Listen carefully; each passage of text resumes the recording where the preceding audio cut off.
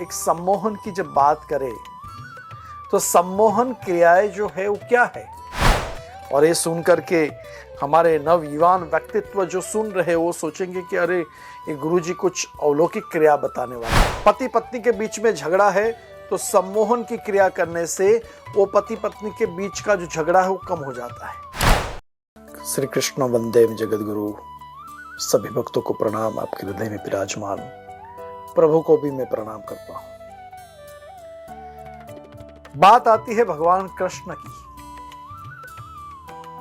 और वहां एक शब्द निकलता है जिसको कहते हैं सम्मोहन, और इसलिए भगवान कृष्ण का नाम मोहन भी रखा गया। अनेक नाम है प्रभु के, मगर यहां एक सम्मोहन की जब बात करें तो सम्मोहन क्रियाएं जो है वो क्या है। क्या ऐसा कोई रहस्य था कि भगवान कृष्ण के साथ कितनी गोपियां साथ में रहती थी? ये क्या है? क्या वो सम्मोहक थे तो हम भगवान कृष्ण के आराध्य है तो वो शक्ति हमारे पास क्यों नहीं आती? ये अलौकिक शक्ति हमारे पास क्यों नहीं आती? इसके लिए क्या करना चाहिए? और ये सुन करके हमारे नवयुवान व्यक्तित्व जो सुन रहे वो सोचेंगे कि अरे ये गुरुजी कुछ अलौकिक क्रिया बताने वाले। कोई अलौकिक नहीं है, कोई अद्वितीय नहीं है। वो हमारे शास्त्रों का जो सिंचन है, शास्त्रों में जो कई ऋषियों मुनियों ने सिंचन किया, चिंतन किया, रिसर्च किया, और रिसर्च करने के बावजूद जो दिया समाज को, उसमें थोड़ा सा जल निकाल करके आपको दे रहा हूं। और जो जल मिला उसको हमने भी कुछ पिया तो होगा, उसकी बूंद तो हमने भी पी होगी गुरु के माध्यम से। और जो बूंद हमने खुद ने पी, उसका जो अनुभव किया, अनुभूति जो मिली, वो आपको बता रहा। सम्मोहन का मतलब यह होता है सम्मोहन। हमारे सामने जो व्यक्ति है वो हमारा थिंकिंग और उनका थिंकिंग एक हो जाए। पति पत्नी के बीच में झगड़ा है तो सम्मोहन की क्रिया करने से वो पति पत्नी के बीच का जो झगड़ा है वो कम हो जाता है। अंडरस्टैंडिंग, आपका विचार और उनका विचार एक हो जाए। झगड़ा क्यों होता है? इनके विचार अलग हो जाते हैं, आपके विचार अलग हो जाते हैं। दोनों विचार जब अलग हो जाता है तो वही क्रिया होती है जो अपने आप में दोनों का रास्ता ईस्ट और वेस्ट हो जाएगा।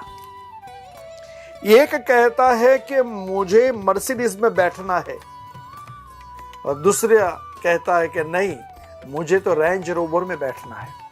तो ये दोनों का जो विचार है एक हो जाए कि भाई चलो मैं भी मर्सिडीज में बैठ जाऊं, प्रॉब्लम सॉल्व। एक बार तू भी मेरे रेंज रोवर में बैठ जा, प्रॉब्लम सॉल्व।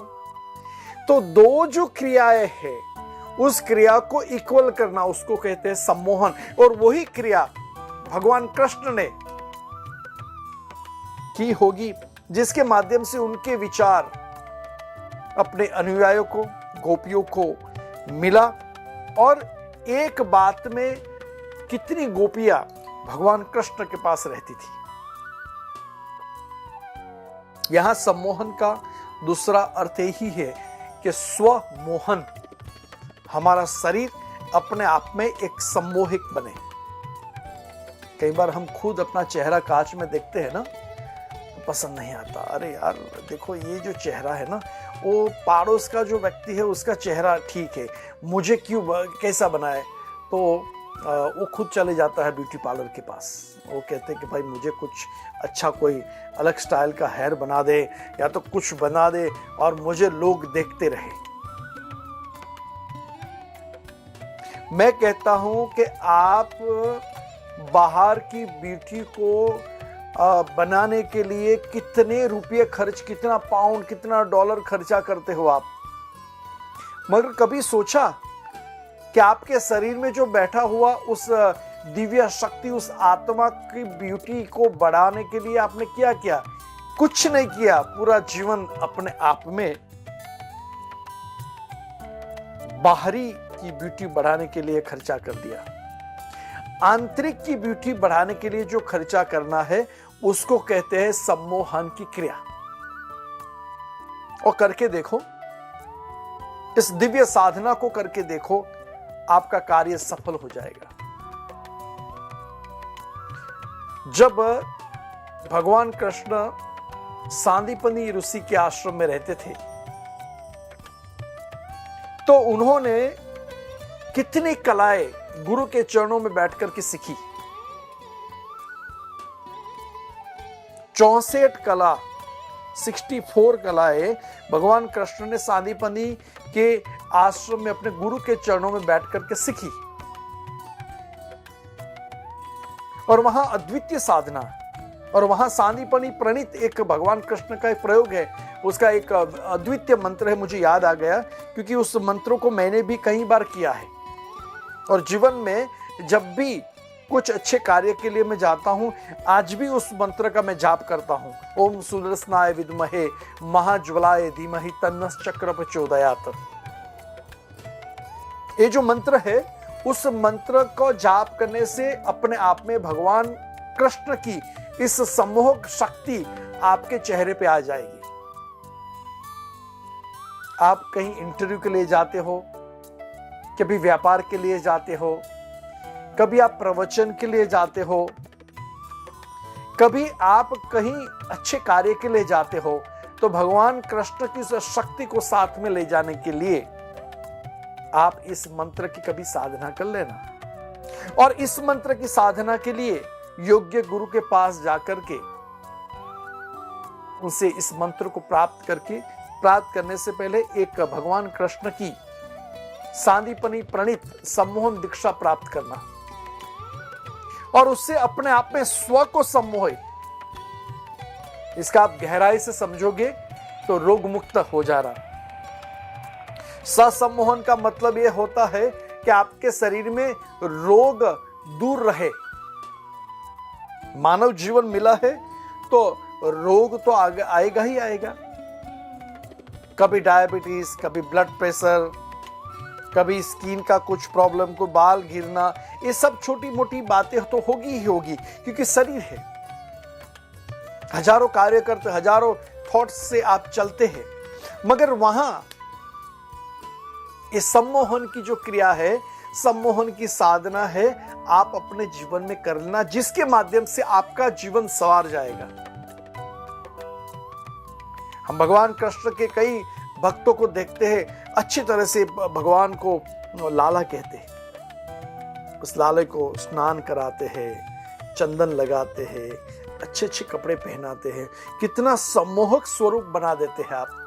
वही सम्मोहक स्वरूप आपके हृदय के अंदर विराजमान हो जाए, वही सम्मोहक स्वरूप आपके कार्य में बैठ जाए, वही सम्मोहक स्वरूप आपके हर दृष्टि में और वाणी में दोनों जगह बैठ जाए, तो सम्मोहन की क्रिया आसान हो जाएगी।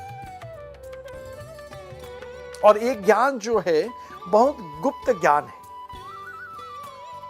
स्व को मोहन करना, स्वमोहन। और ये सम्मोहन की क्रिया अपने आप में कोई यहां जादू टोना टोकटा की बात नहीं कर रहा हूं।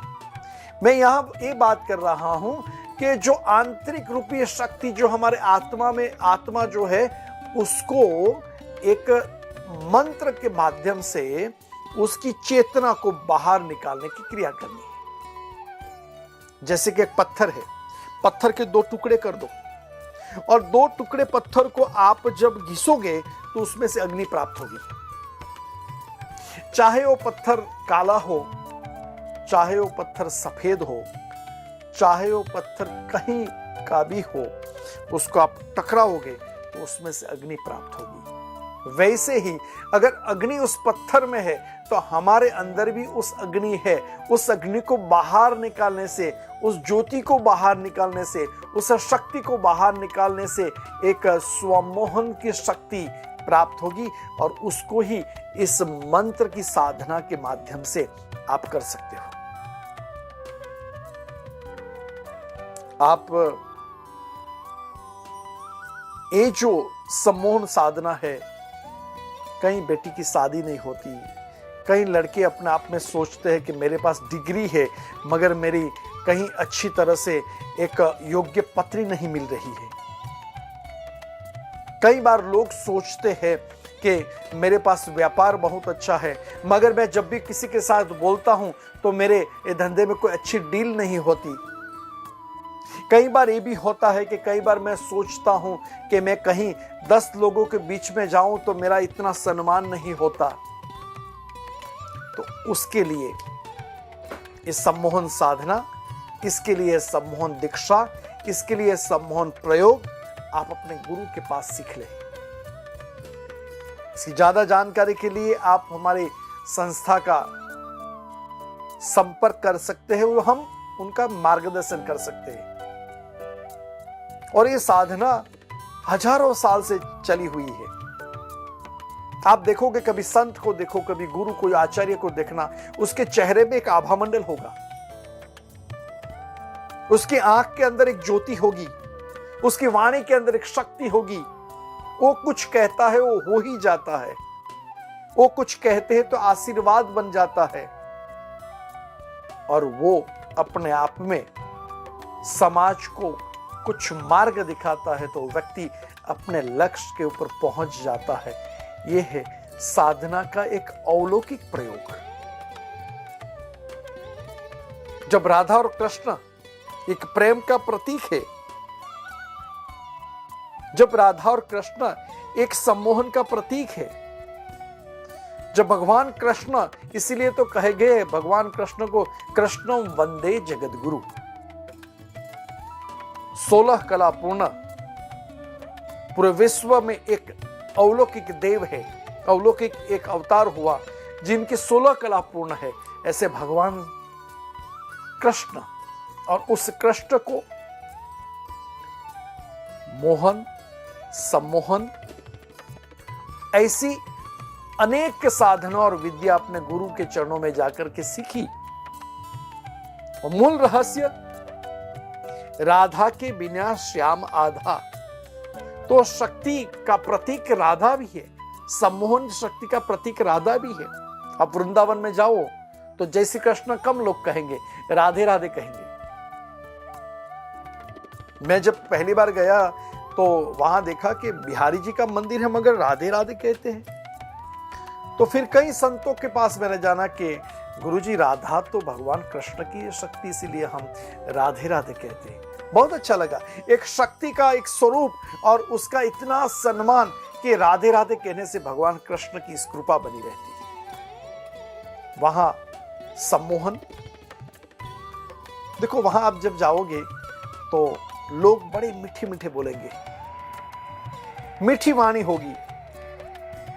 और ये मीठी वाणी कहां से? जिनकी आराधना हम कर रहे हैं, जिनकी आराधना करते हैं तो वाणी मिठास, उस वाणी में मिठास होगा, उस वाणी में सम्मोहन होगा, उस वाणी में मोहन होगा। और इसके माध्यम से अपना जीवन सुखमय बन जाता है। मीठी चीज किसको पसंद नहीं है? मीठी चीज तो हर लोगों को पसंद है ही, मगर अधिक मीठापन डायबिटीज भी दे देता है। हमारे एक शर्मा जी आए थे, तो शर्मा जी को शिखंड खिलाया हमने, तो बोला नहीं नहीं गुरुजी डायबिटीज है।